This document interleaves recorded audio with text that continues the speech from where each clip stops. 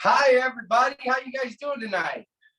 Welcome to Chef Night with the Ryder Lead Team. I'm Beth Ryder. Steve Ryder and the infamous Chef Jude. This is actually a real estate agent in the US, and they do these cooking classes. Yeah. I think I hear someone talking and they're so excited about our dinner program. So, Chef, there's a famous phrase that we always start off with. It is mise en place. Mise en place. And I was listening to someone the other day and they said, I'm a great leader because I went to culinary school.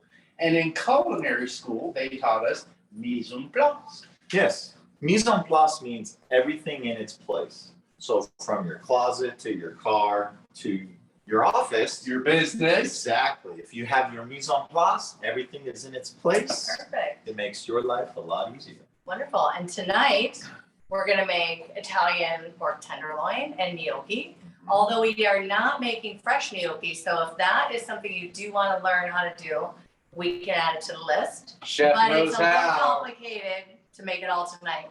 So we shortened it up a little bit. And then what's our cocktail? Our cocktail is a Hugo cocktail, and it's Hugo. It's kind of like a mint and lime spritzer. Excellent. So a little prosecco and some elderflower.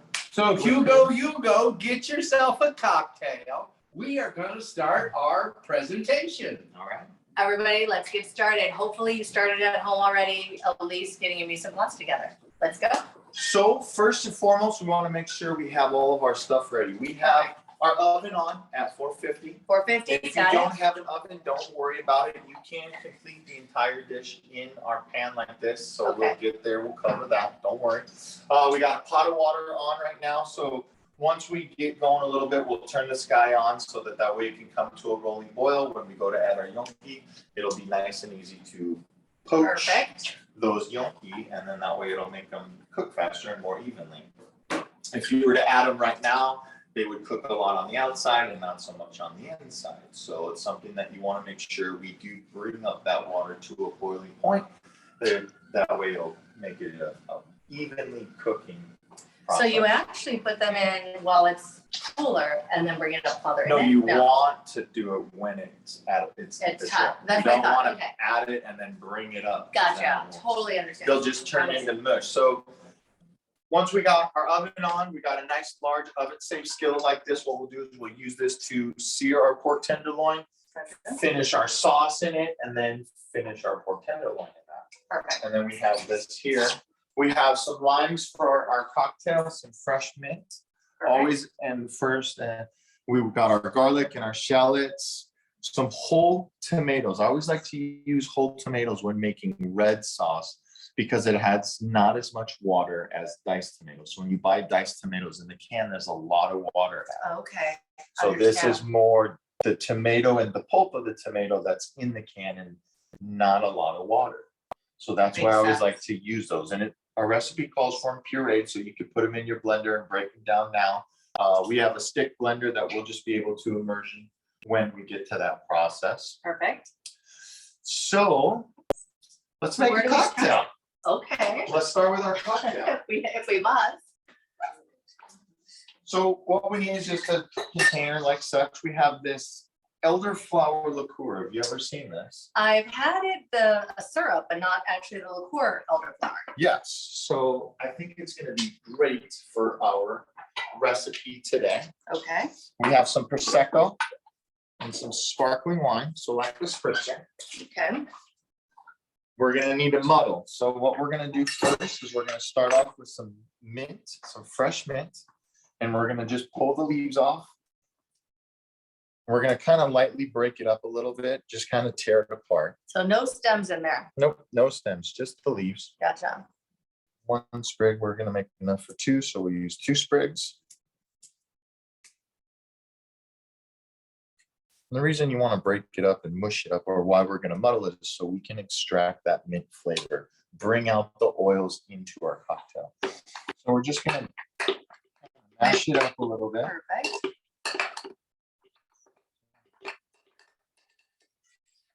Put a little ice in there for us. I'll grab us a glass.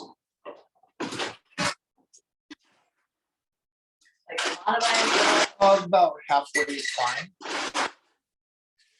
We're gonna need 1 cup of prosecco. You can really smell that mint. Yeah, when you start breaking it up, it's Absolutely. very, very strong. Today, we're actually gonna measure this one so we can taste the cocktail for what it is. Not use Jude's measurements and just, yep, that's good there, that's good. I could actually maybe remake it the same way. So this one, we need a tablespoon or teaspoon, So correct? there you go. 1 tablespoon. One tablespoon. Tablespoon of elderflower syrup. Okay, so we're gonna do 1 tablespoon. And 1 to 2 tablespoons of the sparkling. Okay, so our cup of prosecco. Woo! Careful with the foam. Like a glove. Maybe that's gonna go. That's why we don't measure. Because we watch the foam. And you said just 1 to 2 tablespoons.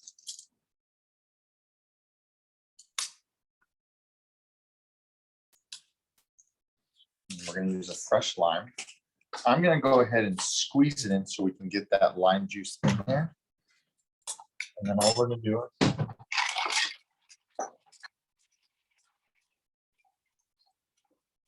stir it around.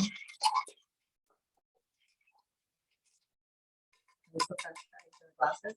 Uh, Are you gonna strain it or no? No, it doesn't. It just says to go ahead and Just pour it? serve. Oh, then just pour it. I was figuring we just go ahead and do so. If you wanted to strain out the leaves, you can go ahead and do so.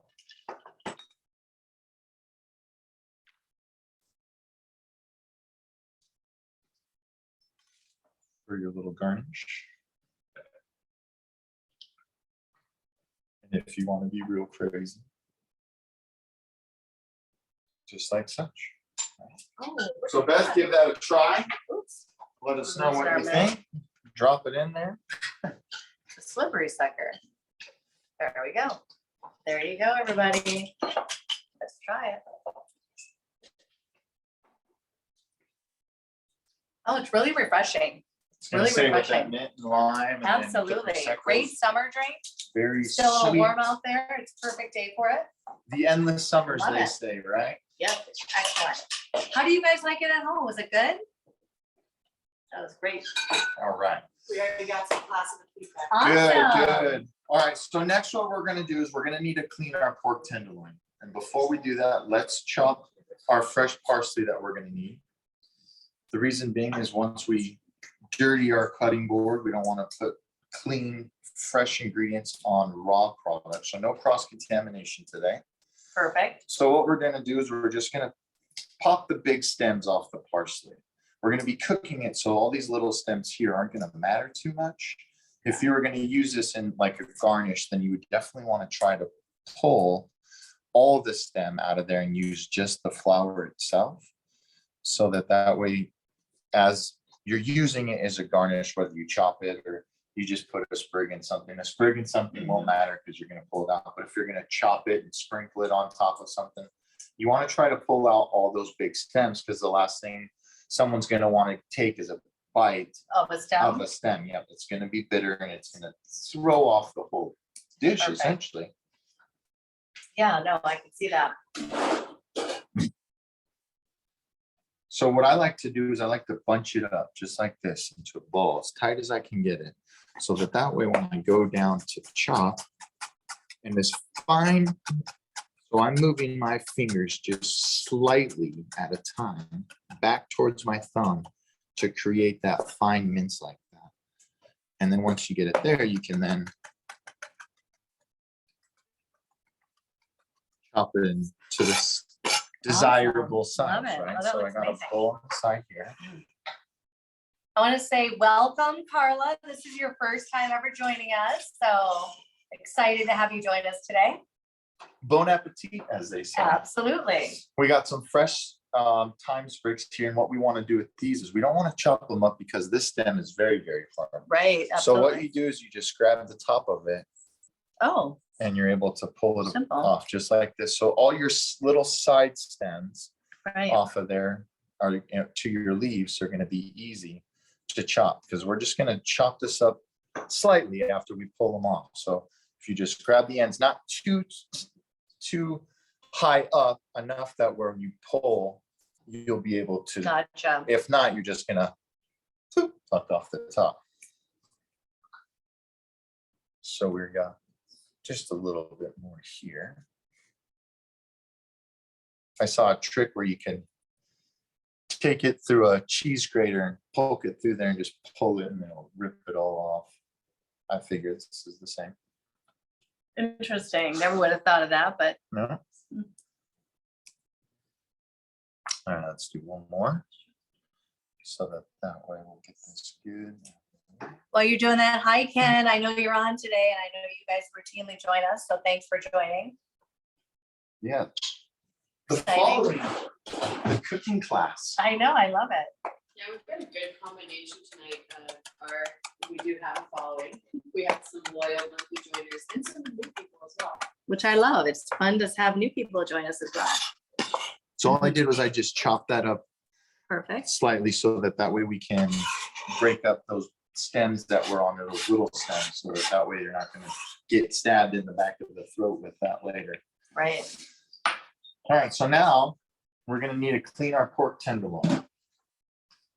We'll see. And all we need to do is, we don't want to take the fat off of it per se. The fat we're gonna lose as it's cooking, as we render it down. These ones may be cleaned already. All right, so this here, this is called silver skin. This is a tendon, connective tendon. Mm-hmm. This you'll never be able to chew. So you'll chew and chew and chew, or you'll cook and cook and cook, and you braise and braise and braise. And this, you'll never be able to chew. It'll never break down. Okay. Okay, so we want to make sure We wanna get rid of it. we remove that. Yes. Okay. So what I do is I just take, see this, the lining of it here. All I do is I try to make a slit in there, just so I can kind of pick it up some. Once you get working and you can hold it, then you can take. It's almost like it, yeah, you could tell that it's like a piece. I mean, you're trying just to cut the a piece tip. out. Well, Yeah. and you'll see, all I'm doing is just running the tip of the blade along that, and it's just breaking it away from the flesh without tearing that silver skin. That's how tough that silver skin, and you see how easily, I mean, the cuts knife away. cuts through the pork, so that way you can see, and then all you just work at it, and then it'll come right off. I would take this big chunk of fat off here, because we won't need that, into our sauce. This stuff you can remove. Like I said, we're gonna sear this in the pan, so then we're gonna lose most of that. All that's gonna render up, and that's gonna become in our sauce. Well, at which least is- if we get that silver skin off, we know that's the part you can't chew through or it's not right, gonna melt away. that's the big piece that we want to get off. And every piece may not have, oh, there's another one. They should always have it on something. there, yeah, Okay. because It's a tenderloin. right, and we're not, the butchers aren't cleaning that piece off. So.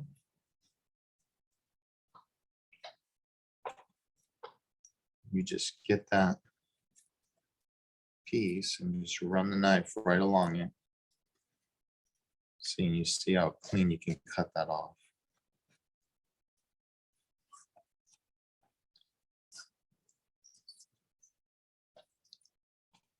Take some of this off here. When you're butchering meat, the whole purpose is to leave all the meat there.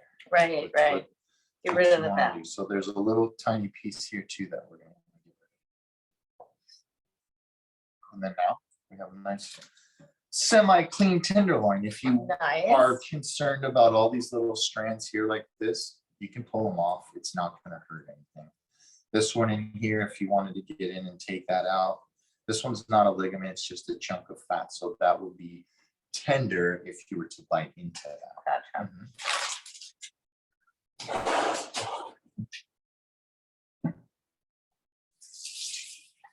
All right. So now, once we got our tenderloin cleaned up,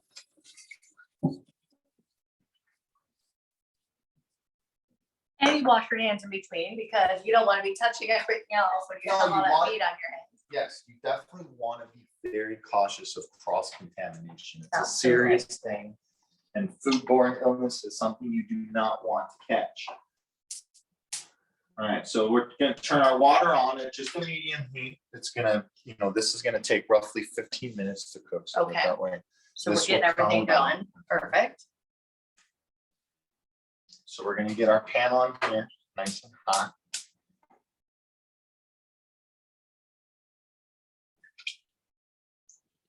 While we're waiting for our pan to heat up, we're gonna wanna salt and pepper our tenderloin. Perfect.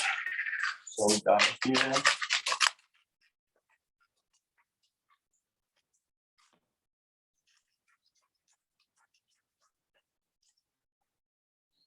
Once we drop it in the pan to sear, we'll do it again on the other side. You can Gotcha. flip it now if you'd like, but it's not gonna make a difference. A little bit of olive oil. Yep, so we're gonna saute first, and the reason we're gonna saute is we want to bring out the aromatics of our shallot and our garlic. Tablespoon, maybe. So I got some fresh garlic minced up. A nice hefty tablespoon there. It's always nice. I love the smell of garlic in the kitchen cooking. Shallot, I want to say we want to do about half the amount. Half, okay. Yep, shallots are very strong. They are very flavorful, but they are very strong. We don't want that to overpower the tomato. Yep, and it could very likely do so. So we're going to saute just for a minute.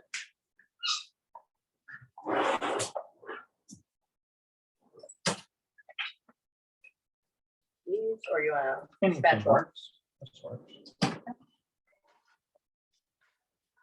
Remember, in the kitchen, you gotta be versatile. You do. So you gotta be able to adapt. So whatever you find. one of our attendees today was asking about how do we make this dish without The oven. the oven, right? So how we do that is what we'll do is you'll sear your pork just like we're gonna do right now. We'll take it out and we're gonna get our sauce going. Mhm. When we add ours into the oven, you would just simply put a lid on the top. Okay. And so it'll kind of steam as well as cook. You'll turn the heat down so that way that direct heat from the bottom isn't so hot so that the bottom burns. Burns. Yeah. Gotcha.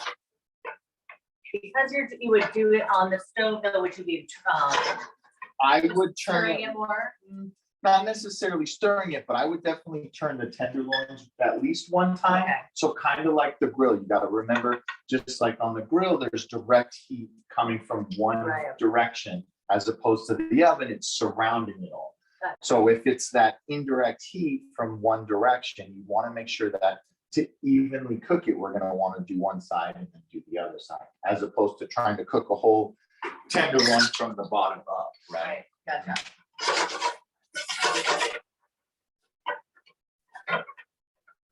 So once we got this garlic sauteed up with our shallots, we don't want to get it too roasted. So I don't have the flame on too high and we don't want it to go for very long. So I think right here is a good point that we want to add our tenderloin.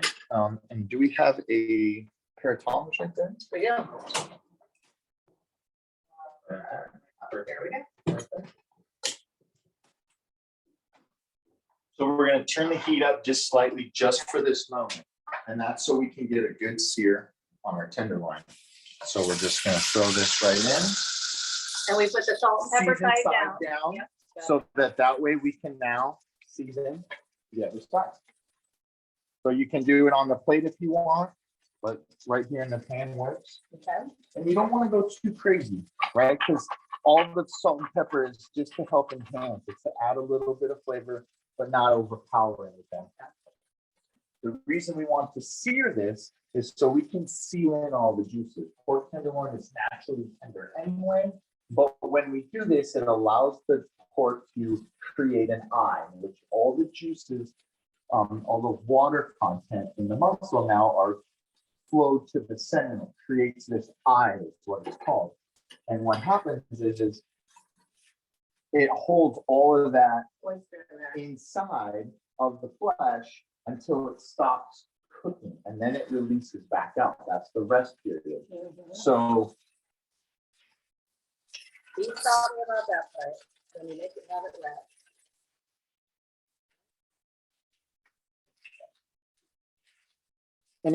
and if your garlic's starting to caramelize a little too much, if you think this is turning brown, that's no harm there. That's a good caramelization, so that's going to be okay.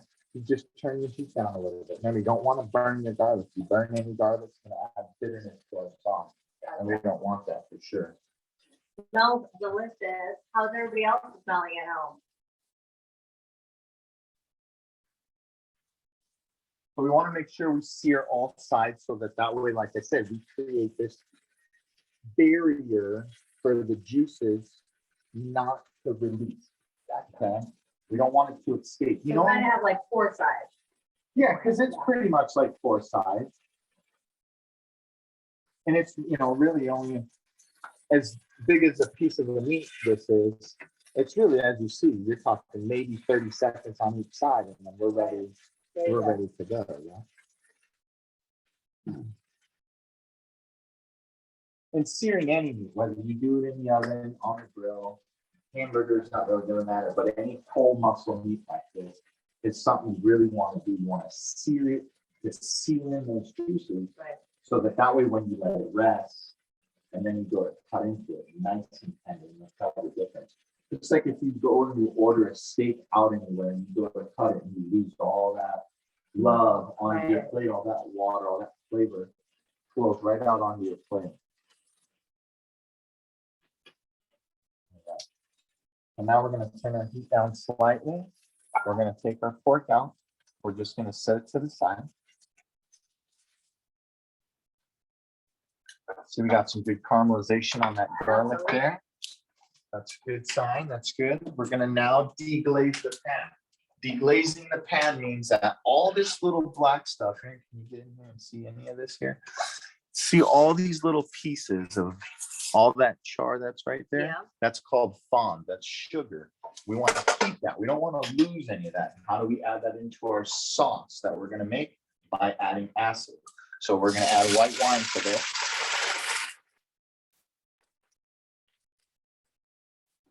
And what we're doing now is we're stripping all those sugars from the pan with the acid and incorporating that flavor into our sauce. Once we deglaze the pan, we're going to want to cook it down just a little bit. Basically, it's just going to boil out the alcohol content, but leave all the flavor. Tonight, we're using a white wine. It's a Pinot Grigio, so this will go well with what we're doing. We're making a red sauce, so you could do red wine if that's what you're drinking at home. Don't be afraid, splash a little in there. Perfect. It goes excellent with red sauce. So really red or white wine, doesn't matter? Not when we're making a tomato sauce. Okay. Right, so either way, I personally put red wine in my tomato sauces because I think it adds a more robust flavor. When you add the white is a little more neutral, a little under, so to speak, as opposed to over. But if you're going to make a white sauce, if we were going to make, just like a white tarragon cream sauce for our pork tenderloin, or basil, lemon basil like this, if we would add our acidity now and then our cream. But what we'd want to do is make sure that the sauce itself isn't going to be too much or too less. So if we were going to make a cream sauce, white wine for sure. Gotcha. Yeah. And then a blush, you wouldn't add red wine and then cream. That's not going to make it blush. Your blush sauce is the cream with the tomato. Correct. Yeah. So once we're going to just bring this up real quick. We have our can of tomatoes. Full peel. Like I said, you could throw these in the blender right now. You could put them in a bigger bowl and use a hand blender if you like. Perfect. We're just gonna be able to blend it right here into the pan. Into the pan. Makes it just that easy. Let's reduce this a little bit. So to reduce something is to fortify the flavor. Okay. So what we're doing is making it very rich in flavor. So whether, when you do a stock, you reduce by half, by sec is what it's called. So it's reducing by half. It's making, essentially evaporating all of the H2O and leaving all the other goodness. So we just have to wait for that to kind of steam out here. Yep. And well, and as much as we have, it's gonna, it's a relatively real Quick quick process. process. Yeah. And it's not like we want it to boil it all down all the way. But mainly, the main thing for adding our wine at this point is to strip all that fond off the pan so that way we can have all that flavor into the pan itself. Absolutely. So now we're gonna add our tomatoes.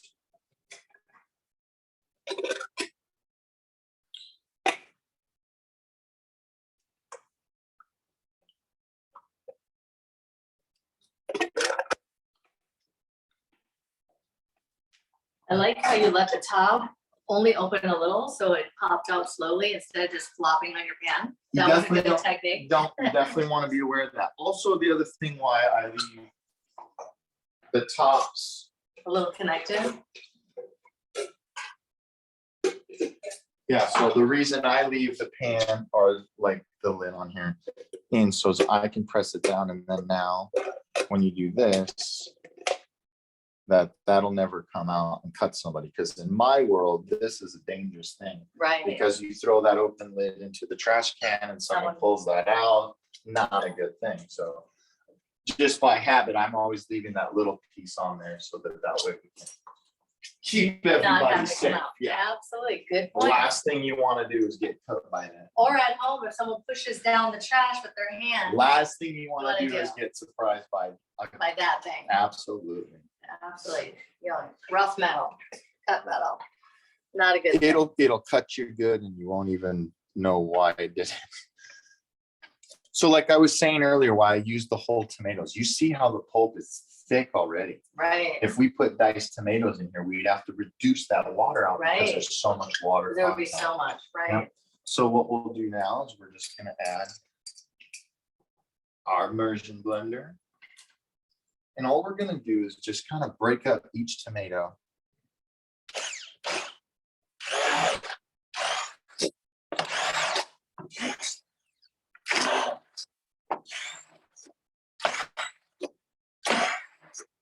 Okay, that little handheld works pretty well. Works very handy. And it's exactly what we need it to do. We It's don't, exactly the size we of each don't- little tomato. well, and we don't need it to be pure, like, we don't need it to be this sauce, like, tomato sauce. We just want, if there's a little chunk in there, that's okay. It makes it rustic, right?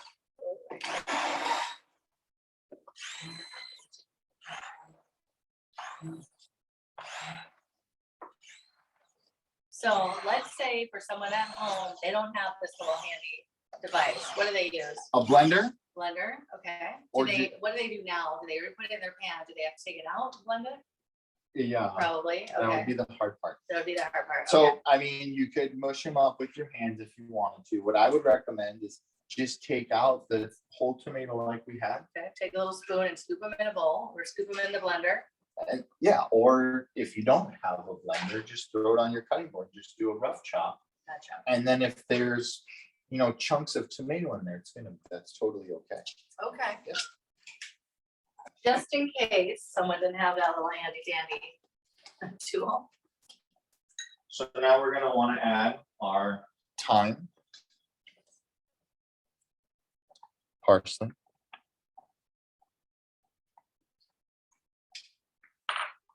our crushed red pepper. Love the Kick spice. it up a Love notch, it. right? Absolutely. And then we're just gonna add a little bit more salt, pepper, not a lot. This is just to help bring out the flavors that we've already added into the tomatoes. So we're gonna do a quick little stir. Gotcha. Chuck, can you balance out the amount of salt you use with using like the garlic and the onion and flavoring it with the herbs and? So can you balance out the salt? Are you saying, do you have to add the salt, right? Well, does adding those other fresh elements infuse flavor that the salt just is less? So we've added flavor by adding the parsley and adding the thyme. We've added to that. The salt is helping enhance those flavors, the garlic, the shallot, the tomato.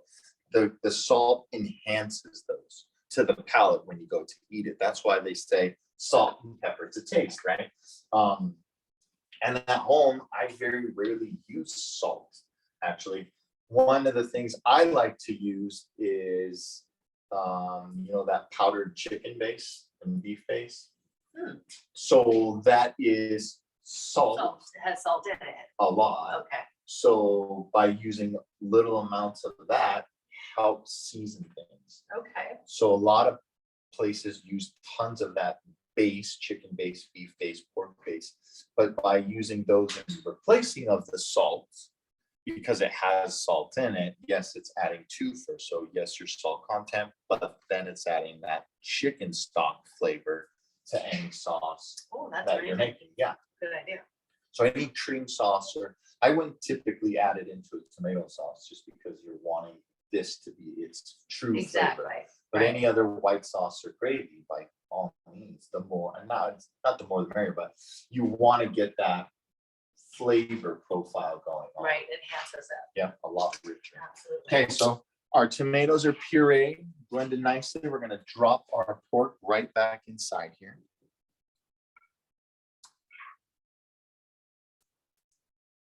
So this would be braising. Braising is searing a piece of meat and then cooking it, baking it, roasting it in the oven Okay. with liquid. So now that we have our liquid, which is our tomato Mhm. sauce. You don't need to necessarily cover it. You just. No, basically because pop it in like If, that. right, if we cover it, it's gonna keep water in there. We don't want that. We want the water to evaporate. That's why we're braising it. If we're cooking it on the stovetop and you were to place your lid on right now, put your pork on, put your lid on, don't leave it shut. You want to pop it so it can vent. We So you have a wanna little bit of air release- coming out. So it's Yep. not a tight lid. So if you are doing this at home, just take it a little. off to Just the pop side. it, yep, so then that way there's a vent, so that way we can allow any water to evaporate. Gotcha. Because we're gonna gain water in our sauce now from the pork, Right. so. Absolutely.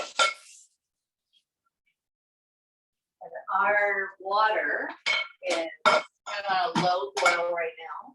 Yep, and all we're gonna do to that is add a little bit of water.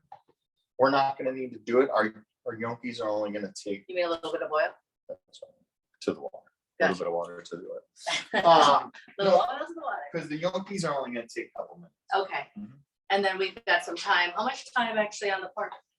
For the size that we have and the amount that we've seared it, we're gonna start maybe 12 minutes. Okay. Yeah, so our recipe's 15 to 20, it all depends on the size of the tenderloin.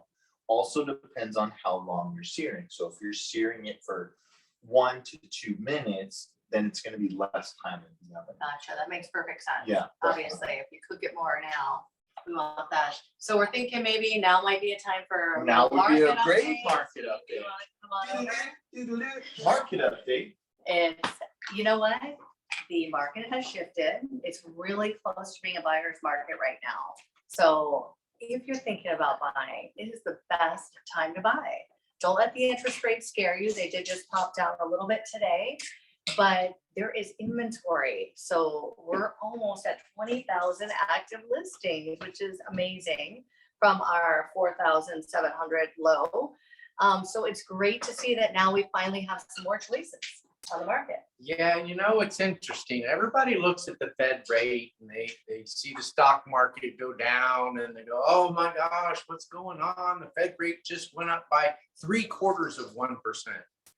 But there's something that you need to understand. The Fed rate is just the interest rate as it relates to what the Fed is going to lend to the banks. So we're a little over 2, meaning The federal government will lend the banks at 2. They have to lend it at maybe 2.25, 3, 3.5 to the consumer. So if you see commercials on TV about car loans, they're at like 3.39.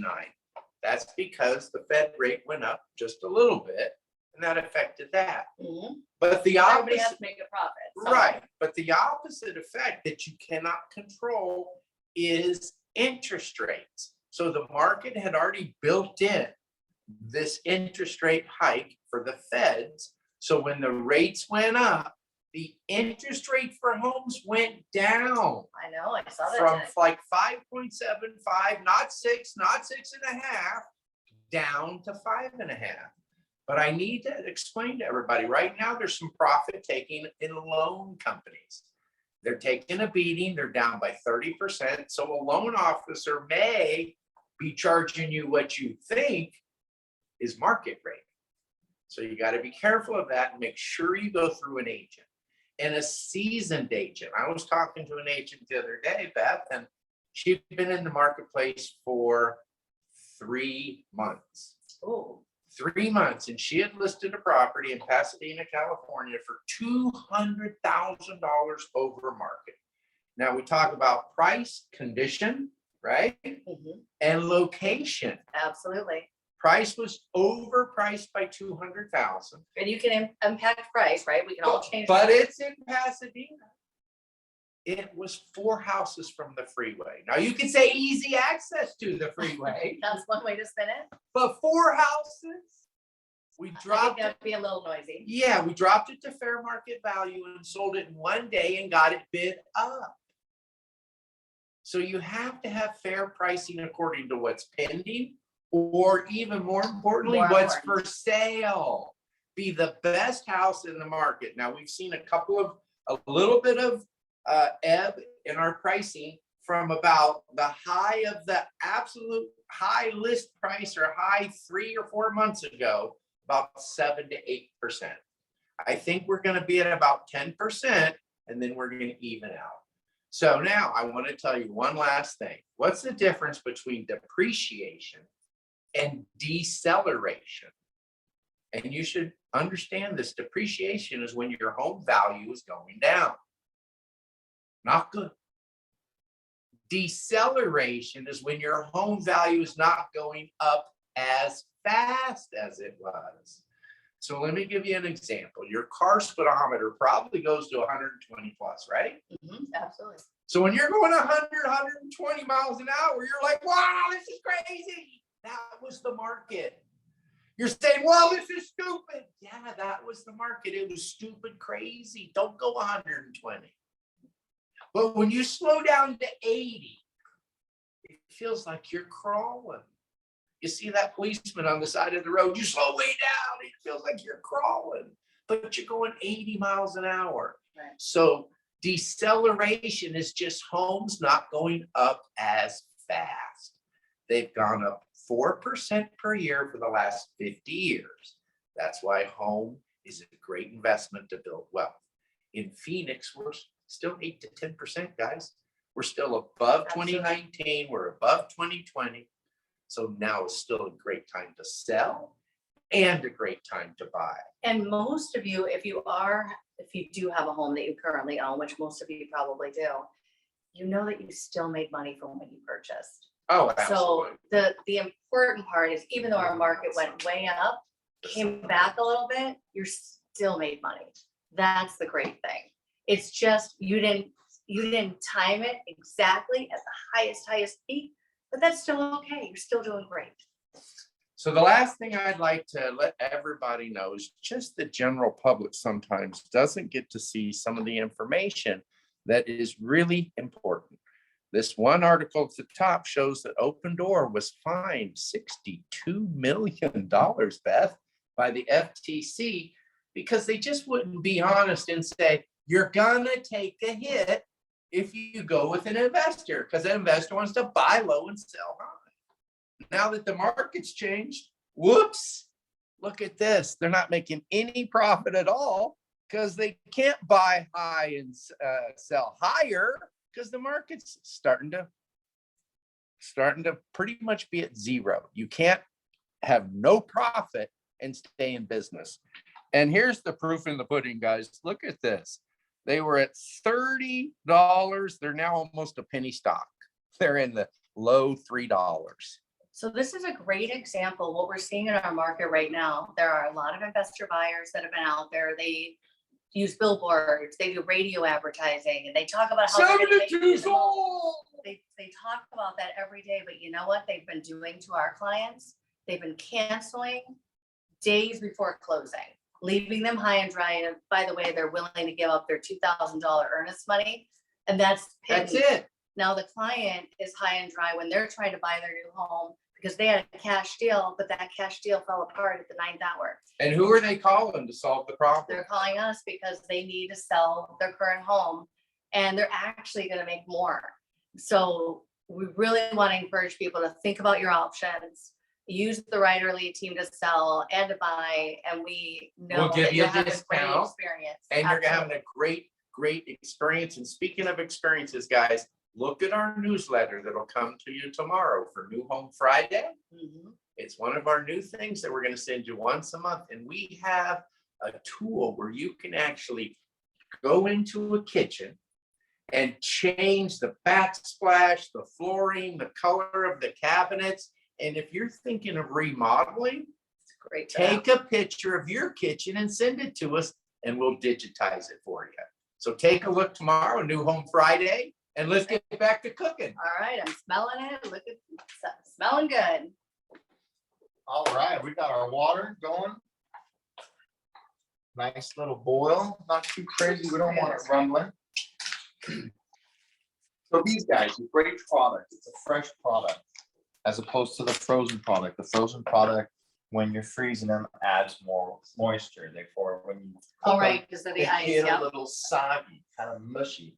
So a gnocchi is a dumpling, and it's an Italian dumpling that is just mashed potatoes, flour, and eggs.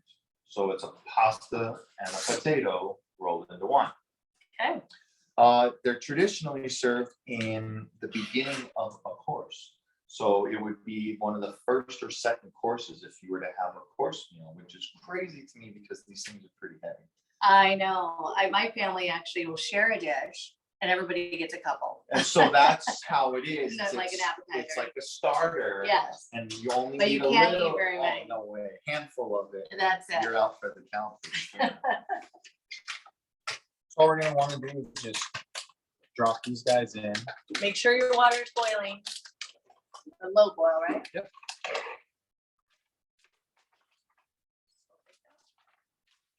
We got any questions out there? How's everybody doing? Coming along? Everybody loved the market update and appreciated the great advice. There was a comment about hearing how people whose properties were locked up by 72 sold, never sold. How they have that simplified contract. It's not very intimidating, but it's a very real contract. It and you is. Have a waiting period. I don't know exactly what that is, but you might remember. Is it 3 months or 45 days? I can't remember. They can change it. So they fill in the amount so that they can determine if they want to make you wait before you relist or wait before you sell, because they're still going to get paid. So you want to be careful that you really read it, even if it's very, very simple, it's binding. So very important. And a lot of people that are in a contract with someone else will call us, send it to us, and we help them figure out how to navigate through it. But that's too late. So you really want to call us first if you're thinking about doing it. And we can just tell you if it's a good deal or not. If it's a great deal for you and it works out, we're happy to just give you our take on what the contract is. Obviously, we want the best for our clients, regardless if it's with us or not. That's our objective. We want you to get the most money. Who doesn't want the most money, I right? know, that's our objective. I mean, If it's the right thing to do, you're gonna we sign me always, up for the most money, I'm there, absolutely, right? So let's take a look at our pork in here. Should be just roasting away nicely. Yeah, we still got a little bit of time, but you can see that it's got a nice low little simmer to it. absolutely. So love it is evaporating any moisture that's in there, so that we want to let it do its thing. All right. Mhm. Looks good, smells good.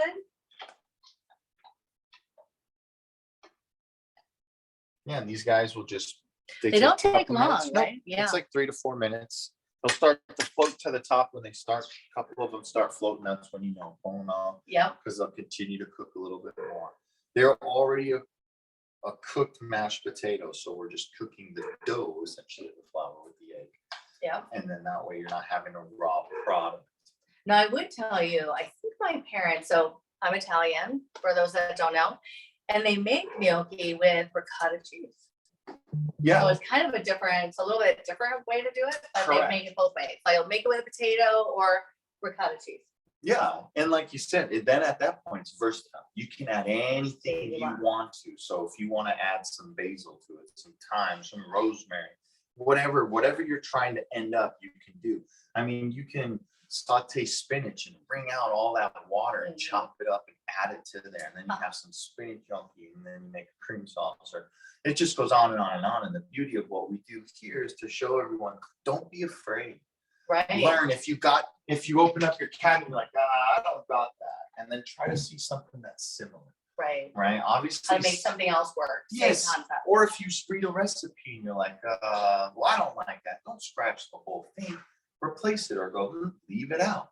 And those are things that you can learn, and don't be afraid of. Like, well, the recipe calls for cardamom. Well, you don't need it. No one's gonna know unless you tell them, right? Right. So there are specifics of certain things, but nobody knows unless you tell them. So Right.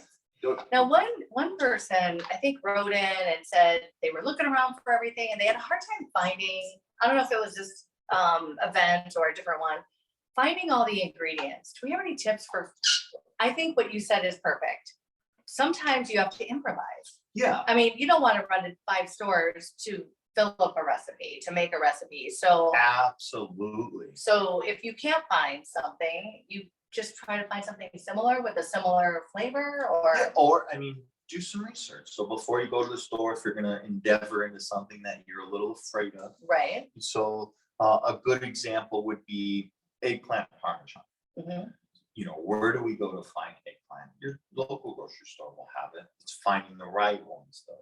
So making sure you get the right ones that aren't too ripe, that are going to be all mushy. When you get them back home, they're already going to be bruised. And then you're working with bad product.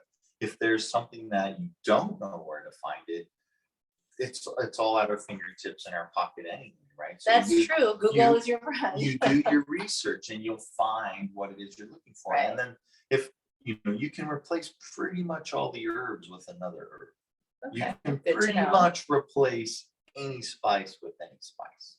Obviously, pumpkin Like would be particular, pumpkin specific. pie spice, yes, is its own.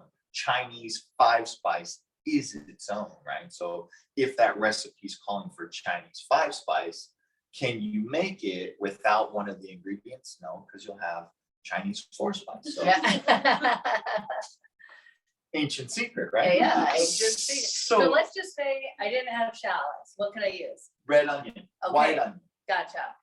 Well, we have it improvised tonight, Chef. What?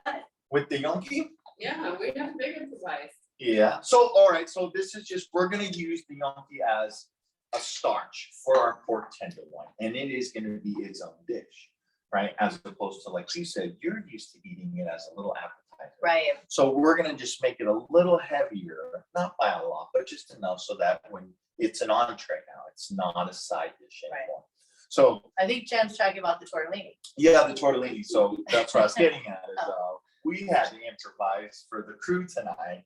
So we're gonna put our pork tenderloin over tortellini, same thing, right? It's a dumpling, but not, we're adding cheese, it's a pasta, but essentially it's a starch. So Right. yeah, you can replace things with other things, and all depends on what it is you're trying to achieve. So I'm gonna show you what we're gonna use, just so you can see.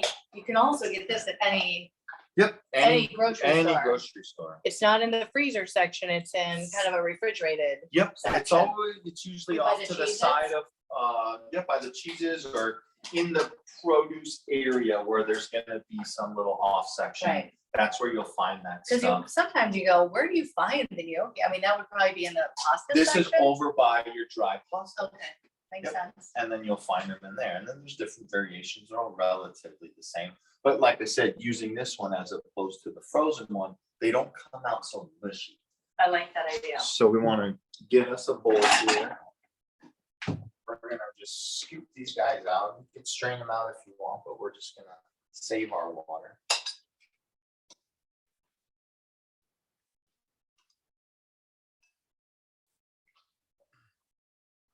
Yes, so the improvisation, what are we trying to do? What are you trying to achieve? And so cooking can be, you can find products that are a little less expensive too. Uh-huh. So if you are looking to cut the cost of a dinner and you have to feed a lot of people, there's other ways around making those choices too. So that's what's good to know. So we'll just say this right here, this meal, the pork tenderloin's not too expensive, but I guess you could say pricier, and it's really not. But you can feed a lot of people with gnocchi and pork tenderloin and wow them, and you're gonna fill them up with just potatoes and potato dumpling, right? And that's good because it's the pasta that helps the fill it up. Right.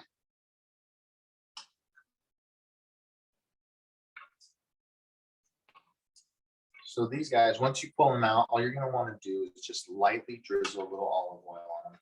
You're not gonna want to beat them up too much because they're soft, they're kind of sticky, not real bad, but it's starchy, right? So like Right. when you boil potatoes and they get sticky, it's from the starch itself. So you see already how they're all starting to kind of clump together. So all you want to do is just put a little bit of olive oil in there.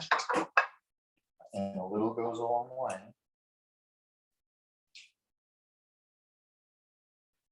So then I just put some in. And that was a little, not a lot. And just kind of toss them around so that way it'll set that lightly coat, and all that is helping them not turn into a big clump. So when we go Right, to because they're a little sticky. Yeah. Stickier, yeah. So these guys we're just gonna set on the side. Go ahead. Cover those guys.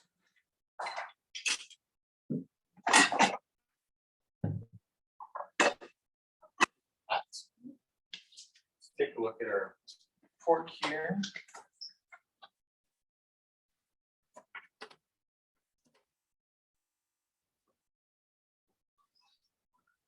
I think you need another. So I got one right. I got one right here. You do? Gotcha. So these guys, we could stick a thermometer in there, but we're gonna do the old steak test. So this one is a little bit longer. We're gonna flip him over. And then this guy is getting closer. So probably about 3 more minutes on the smaller one. We'll be able to pull it up, but you see how by leaving the lid off, how that sauce is just naturally thickening It up. is, Yep, so that's why it's important when we're braising is to leave it uncovered. right.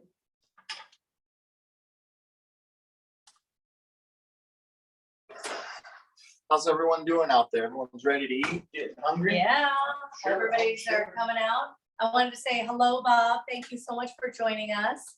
Barbara, thank you for joining. Dwayne, Alexandra. I know there's so many more of you. We had like 28 people on today, so we're super excited about that. Definitely. And love having you guys join tonight. So share some pictures, show us how yours is turning out. And let's ask questions. Do you guys have any questions? Anything you want to find out about? We do have a question. Oh, fantastic. Also, could you stuff potatoes or dried potatoes to make your own meal? As like dehydrated potatoes, boxed potatoes? The answer is yes. So you would just make your mashed potato and let it cool a little bit, and then you would add your egg and your flour, which then makes it a dough-like, and then that's when you roll them out and cut them into the Oh, size. so you take the packaged potato, make it, fully As make it as a mashed mashed potato, potato. yeah. Okay, I'm with you now. I wasn't sure I was following that. Nope. Okay, so yes, you could use a packaged potato. Correct. Oh, good to know. Time saving. Great question, very much a time saver. To make it vegan, you would just need to replace egg for a binder, do you have a vegan, like, recommended product that you've used before, or you're not sure? So the question is, would be, what's the To make binder it from an vegan. egg? The vegan version without the egg. I have no idea. So, I mean, what you could do is you would have to make your potato less.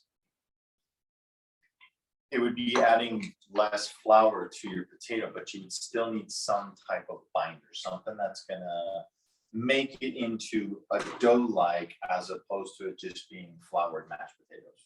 Could be a butter or a. Butter's gonna add liquid, so moisture to it. It's not gonna, it'll make them too loose and not dough-like. So the egg helps it turn Right. into dough because pasta dough is just flour and egg anyway. Right. What So, about water? Maybe that's too watery. yeah, you wouldn't want to do that. So I'm sure there's some type of substitute out there that you could use if you were gonna go all vegan, right? So You know, and I don't know what all all the vegan options vegans are. and what their criteria are essentially, right? So obviously all plant-based products, so I'm sure there's some type of something, Right. you know. It sparked a whole string in the chat, people are throwing out ideas. Good. Oh, good, good. We good, love good. it. There's something out there. You're right. But There, we did get a person that answered to say mix with water, and I would also think they have the vegan egg product as well. I would think so, But like yeah. xanthan powder, arrowroot powder, some people have said they've used. Yeah, so the arrowroot would be something that would help bind that together for sure. interesting. Good question. Yeah, It's totally different.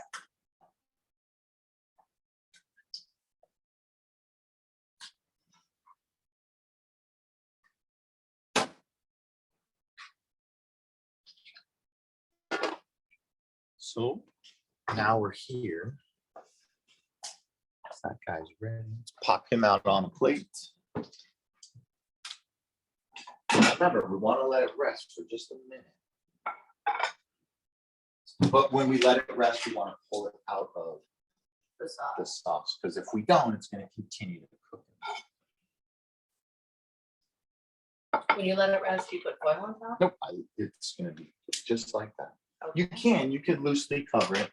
I wouldn't want to wrap it completely though. Not like a steak? Either one. So if you were going to cover it, leave it loose so that it can breathe still. Okay. If we were to cover it completely, then we're still going to trap the heat in there, which is going to continue the cooking process. So the resting part is allowing the cooking process to stop cooking. And that's what we want to do. That's why we pop them out. If your sauce is not quite a consistency like you would like it, if it's too runny, all you need to do now is just turn your burner on right here and reduce it down a little bit, and you'll be ready to go. But we're gonna pop this guy right back in because it needs a couple more minutes. Because one of ours is ready and the other one's not. Yeah, because one was a lot smaller than the other one. Gotcha. Yep. So then that's So we right. can make our presentation. We can. Oh, excellent. Is anyone else done yet? I mean, we're now getting ready to be done, but how are you guys coming along? Any photos you want to share? It's kind of quiet on them. Usually someone beats us. In the Right. audience. I see a couple people have their camera on and they are busy working away. We've got Laura and Kate still going back and forth on the stove. Oh, that's right. We have a couple of the rider team joining us. So Laura and Kate, how's it going? Big smiles? Loving it? Because of you, like, Cooking is not stressful. You gotta remember. Thank you, Beth. It's good. And is Jillian on too? Jillian might be on too. Jillian is here. I guess, of course, Jillian's here. And she does all the beautiful photos. I love. Absolutely. All right, let's see some of those pictures. I'm excited to see what you guys have made. And of course, Chef always puts it together perfectly on a great presentation, which I is try. so nice to see.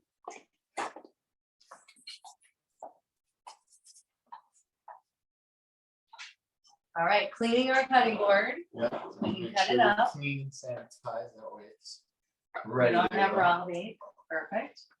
Of course, the cocktails are really good. Nice and refreshing, right? Oh, so good. All right.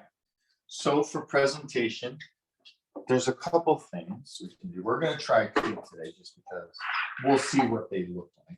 All right. So one in a pasta bowl, Okay. right? Good. Or two Okay. on a plate. So we're gonna do it just a little different today. We're gonna need a spoon. Such.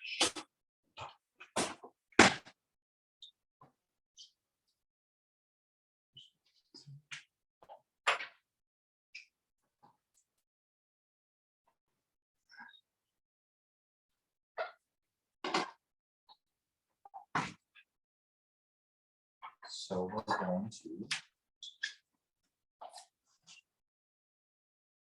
put some sauce in the bottom.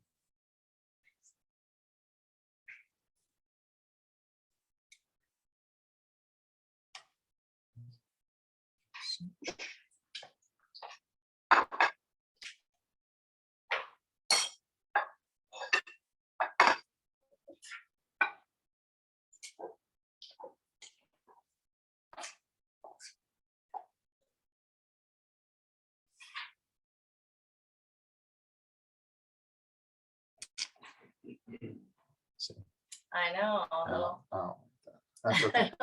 I don't like the running part either. Yeah, that's all right. So we'll do it in the bowl, so then that way it's all gonna be, In the bowl and not running. it's just the water, the top water The on our top sauce. water. Yep. But good to know. So what we'll do is do some of the Okay. yellow.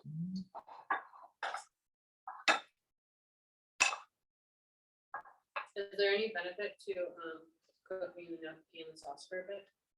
I mean, you might be able to get a little more flavor into the gnocchi itself from the sauce, but no, it's not really gonna benefit it a whole lot. As far as like, I mean, if you wanted to put some of the sauce, I would recommend just put a spoonful of the sauce into your pasta water would be the way to go, and not cooking it essentially into the pasta itself. So that. Kind of like when it's like a pasta, so you don't cook the pasta in the sauce, right? Same concept.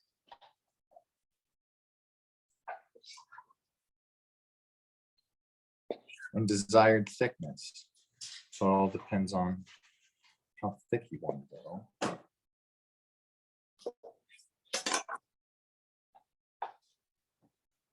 We've cut it just on a nice bias like that. So when we lay it on top of our gnocchi. So just put a tiny bit. It's up there. So if you, I mean, we can use the parsley and sprinkle it on if you'd like. I think that's what we'll do, but I want to do this. Since our crew here I like the likes it spicy. spicy. So then what I'll do is just do a little crushed red pepper on the top. And a tiny bit of green. You're set. You're ready. You're ready. A little Parmesan cheese if you want to. Voila, look at that.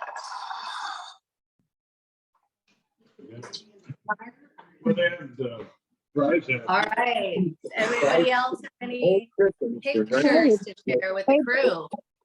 Beth, we're having an Italian dinner party tonight to celebrate a birthday, so this is a great Oh, occasion. happy birthday. It's my friend Lynn's birthday, and we're cooking the recipes, and we're almost there. Our pork isn't quite done. Oh, So I'm so glad you guys joined us for that. What a nice way to celebrate. yeah, I just want to thank you. You do a great job, and we love the classes. So thank you so much. You're welcome, and thank you so much for joining. It's so nice that there's actually a reward at the end of the night, right? You get to eat it. That's so good. That's right. I hope you guys love it tonight. We got any I'm last? sure we will. Anyone else have any questions before we wrap it up and you guys enjoy your dinner? Hi, Beth. How are you? Good. How are you? We love it. Look at, we got it. Awesome. I'm so glad you guys joined us. We sent a picture of our daughter, our 4-year-old, doing the cocktails. So I hope you guys enjoy that. Yes, and we also have a coloring book. You should email us. Steve created an amazing coloring book where the kids can write a nice saying that ties to the picture, and really is a great. We'd love to share with you. So let us know if you want one. Love it, guys. Thank you so much. Bye, guys. Everyone have a great evening. Thank you so much for joining. Chef Jude, thank you for sharing. Thank you, everyone. Steve, thank Thanks, you for buddy. joining us. And everyone at home, thank you for joining. Have a great night. Have a good night.